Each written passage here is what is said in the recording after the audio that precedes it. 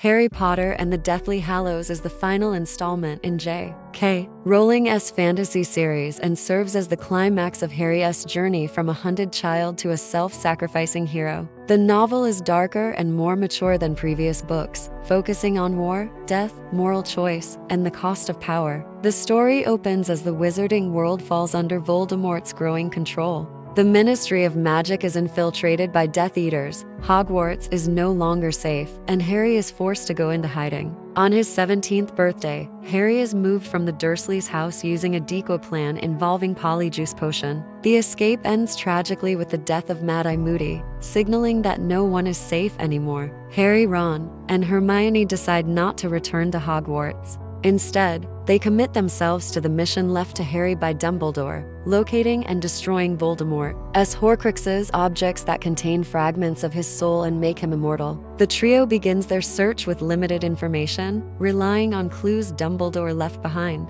They break into the Ministry of Magic to retrieve a locket Horcrux, witnessing firsthand how the Ministry has become a tool of oppression. After narrowly escaping, they go into hiding, moving constantly and living in isolation. During this time, the Horcrux they carry affects them emotionally, amplifying fear, anger, and despair. Ron, overwhelmed by jealousy and frustration, temporarily abandons Harry and Hermione. His departure highlights the strain of the mission and the emotional cost of their isolation. Hermione remains loyal, though deeply shaken. As they continue their journey, Harry becomes obsessed with the legend of the Deathly Hallows, the Elder Wand, the Resurrection Stone, and the Cloak of Invisibility. According to legend, whoever possesses all three becomes the Master of Death. Harry begins to question whether he should pursue the Hallows instead of the Horcruxes, creating tension between him and Hermione, who remains focused on Dumbledore's original mission. Ron eventually returns, saving Harry's life and destroying the locket Horcrux.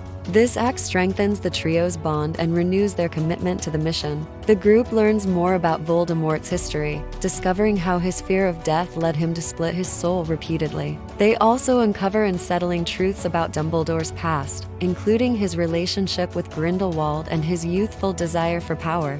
Harry struggles with feelings of betrayal, but ultimately realizes that Dumbledore trusted him to make the right choices on his own. The trio is captured and taken to Malfoy Manor, where they are imprisoned and tortured. With the help of Dobby the house elf, they escape but not without loss. Dobby is killed while rescuing them, and his death deeply affects Harry, reinforcing the novel's theme that love and loyalty, not power, define true heroism. The final act takes place at Hogwarts, where Voldemort launches a full-scale attack. Students, teachers, and members of the Order of the Phoenix unite to defend the school. Several beloved characters die in the battle, underscoring the devastating cost of war. Harry learns that he himself is an unintentional Horcrux. Realizing that Voldemort can never be defeated while he lives, Harry willingly walks into the Forbidden Forest and allows Voldemort to kill him. This act of self-sacrifice destroys the piece of Voldemort's soul inside Harry while sparing Harry's own life. Harry returns to Hogwarts for the final duel.